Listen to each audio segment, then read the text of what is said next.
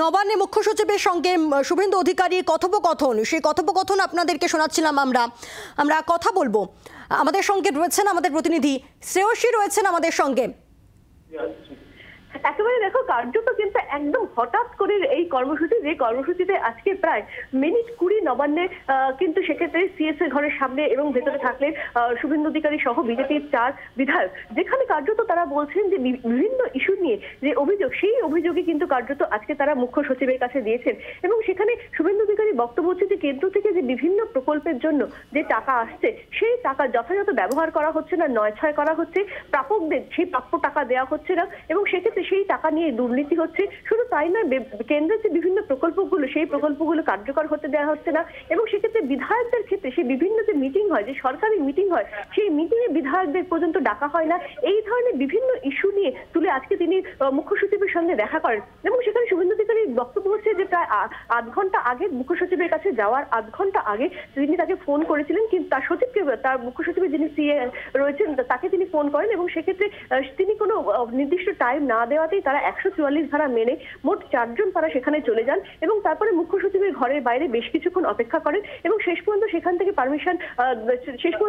Permission তারা সরাসরিভাবে মুখ্য সচিব প্রাথমিকভাবে এক দেখা করার ক্ষেত্রে বেশ কিছুটা সময় নিচ্ছিলেন। কিন্তু পরবর্তীকালে বিরোধী দলনেতা সহ বিজেপির অন্য 3 বিধায়ক তারা ভেতরে ঢোকেন, এবং ভেতরে ঢুকে এই যাবতীয় এই সামগ্রিক বিষয় নিয়ে তাদের যে অভিযোগের জায়গাটা, সেই অভিযোগের জায়গাটা স্পষ্টভাবে জানিয়ে আসেন। এবং এক্ষেত্রে তোমাকে জানিয়ে রাখি যে এখানে নবান্ন থেকে বেরোনোর পরে শুভেন্দু অধিকারী তিনি যেটা বলছেন যে এই দিল্লিতে যখন মমতা বন্দ্যোপাধ্যায় গিয়েছেন যে অভিযোগ তুলে, কার্যত সেই অভিযোগের কোনো সারবত্তা নেই, সেই বিষয়টাই কার্যত সকলের সামনে তুলে ধরতে চান তারা। এবং সেক্ষেত্রে তিনি বলছেন যে 1 ইঞ্চিও জমি ছাড়া হবে না, এবং কার্যত আজকে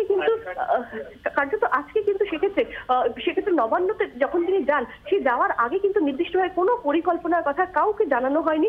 হঠাৎ করে এই সামগ্রিক সমস্ত কিছু নিয়ে সিদ্ধান্ত হয়, এবং তারপরেই কিন্তু নবান্নতে গিয়ে সটান মুখ্য সচিবের ঘরে চলে যান সেক্ষেত্রে শুভেন্দু অধিকারী সহ অন্যান্য 3 বিজেপি বিধায়ক।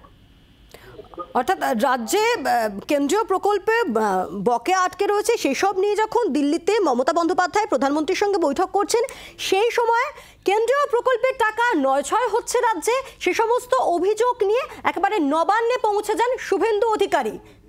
শ্রেয়সী, স্টেট সেক্রেটারিয়েট নবান্ন, সেই নবান্নতে কিন্তু সেই সময়ই কার্যত মুখ্য সচিবের ঘরে চলে যান শুভেন্দু অধিকারী, যেখানে বিজেপি গত কয়েক মাস ধরে লাগাতার যে অভিযোগ করে আসছে, যে অভিযোগে তাদের মূল বক্তব্য হচ্ছে যে কেন্দ্র কোনো টাকা আটকায়নি, বরঞ্চ দুর্নীতির বিরুদ্ধে সরব হয়েছেন তারা, এবং সেই কারণেই তারা বলছেন যে এই দুর্নীতি আগে মুক্ত করতে হবে।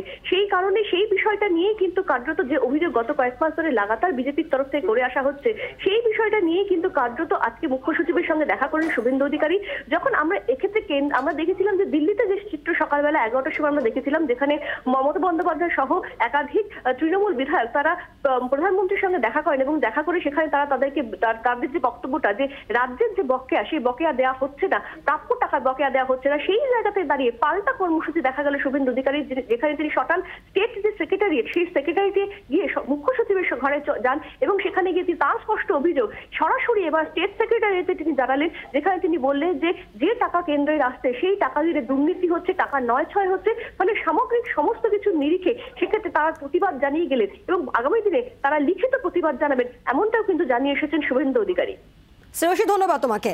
আর ঠিক এই সময় দিল্লিতে প্রধানমন্ত্রীর সঙ্গে মুখ্যমন্ত্রী মমতা বন্দ্যোপাধ্যায়ের বৈঠক হয়, প্রায় 20 মিনিট ধরে চলে এই বৈঠক, এবং যে বৈঠকের পর বেরিয়ে এসে রাজ্যের মুখ্যমন্ত্রী মমতা বন্দ্যোপাধ্যায় তিনি সাংবাদিকদের মুখোমুখি হয়ে তিনি বলেন যে প্রধানমন্ত্রী তাঁদের কথা মন দিয়ে শুনেছেন, সময় বেঁধে দিয়েছেন, সমস্যা মেটানোর তিনি আশ্বাস দিয়েছেন, এবং যৌথ মিটিং হবে তেমনও তিনি আশ্বাস দিয়েছেন। অর্থাৎ একদিকে কেন্দ্রীয় প্রকল্পে রাজ্যের বকেয়া প্রায় 1,16,000 কোটি টাকা বকেয়া রয়েছে, সেই বকেয়া আদায় দিল্লিতে প্রধানমন্ত্রীর সঙ্গে বৈঠক করেন রাজ্যের মুখ্যমন্ত্রী মমতা বন্দ্যোপাধ্যায়। আর ঠিক সেই সময় আমরা দেখলাম যে হঠাৎ করে বিধানসভা থেকে বেরিয়ে 3 জন বিজেপি বিধায়ককে সঙ্গে নিয়ে বিরোধী দলনেতা শুভেন্দু অধিকারী তিনি পৌঁছে যান নবান্নে, এবং সেখানে তিনি মুখ্য সচিবের সঙ্গে কথা বলেন, এবং সেই কথোপকথন এক্সক্লুসিভ আপনাদের সামনে রাখলাম, আমরা শোনালাম আপনাদেরকে। এবং সেখানে যেমনটা বিরোধী দলনেতা শুভেন্দু অধিকারী তিনি অভিযোগ করছেন যে ওরা নীতি নিয়ে চলছে রাজ্য সরকার, তার প্রতিবাদ তিনি জানাচ্ছেন। একই সঙ্গে তিনি বলছেন যে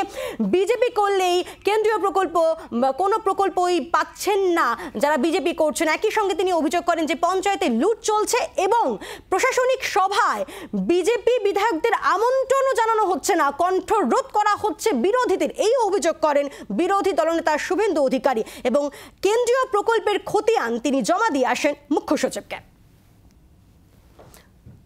দুটো ছবি আপনাদেরকে দেখাচ্ছি। একদিকে দিল্লিতে প্রধানমন্ত্রীর সঙ্গে মমতা বন্দ্যোপাধ্যায়ের বৈঠক এবং সেখানে রয়েছেন মমতা বন্দ্যোপাধ্যায়ের সঙ্গে রয়েছেন আরও 10 জন সাংসদ।